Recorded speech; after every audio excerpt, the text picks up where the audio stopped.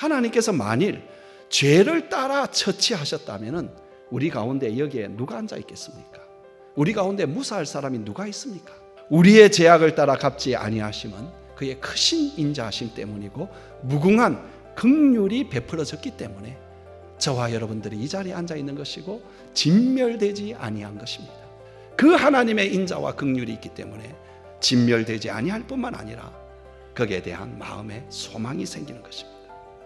더 나아가서 여러분, 그 인자와 긍휼은 무궁할 뿐만 아니라 중요한 것은 때마다 날마다 정말로 나에게 필요할 때마다 그렇게 베풀어 주셨다라는 겁니다. 여러분, 이런 놀라운 하나님의 자비와 긍휼을 보고 나면은 가장 먼저 변하는 것이 있습니다. 변해야 될 것이 있습니다. 그것은 고난과 재난을 대하는 태도입니다. 하나님의 자비와 긍휼을 날마다 받고 때마다 받고 필요할 때 받고 무궁하게 받는 사람은 어떻게 고난과 재난을 대해야 되는가? 첫 번째로는 기다려야 됩니다. 제일 중요한 것입니다. 하나님을 잠잠히 기다려야 됩니다. 여호와를 기다리고 그의 구원을 바라고 잠잠히 기다리는 것이 좋습니다. 왜 그런가? 그분이 좋은 분이기 때문에 그렇습니다. 누구에게? 기다리는 자에게. 그리고 기다리는 자에게 좋은 것을 베풀어 주시기 때문에 그렇습니다. 어떤 것을 주십니까?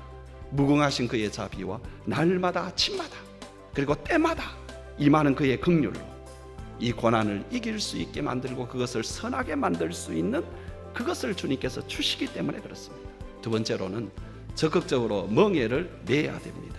멍에는 힘듭니다. 짜증이 납니다. 인생의 회의와 쓴맛을 느끼게 하는 것이 멍에입니다. 그러나 하나님의 은혜는 그 멍에까지 감당할 수 있는 힘을 꼭 주십니다.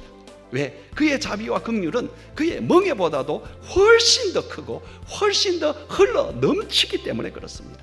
사랑하는 성도 여러분, 고난 가운데서 혼자 조용히 앉아서 하나님을 끝까지 기다리는 게 쉬운 게 아닙니다.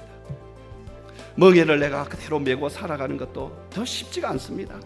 입에 티끌을 대고 살아가는 것, 여러분, 더더욱 쉽지 않습니다. 때리는 자에게 나의 뺨을 향하는 것 가장 어려운 것입니다. 그러나 하나님의 자비와 긍휼을 경험하는 사람이라면, 그것을 누리는 사람이라면 그것이 가능하다는 것입니다. 그래서 예수께서 가신 길을 그도 걸어가는 것입니다. 이제 무엇으로 여러분의 삶을 사시겠습니까? 하나님으로 사시기 바랍니다.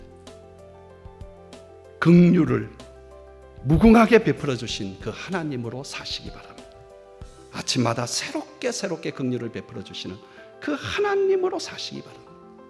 참된 소망을 주시는, 영원한 소망을 주시는 하나님으로 사시기 바랍니다. 무엇보다도 당신 자신을 기꺼이 우리에게 주신 그 하나님으로 사시기 바랍니다.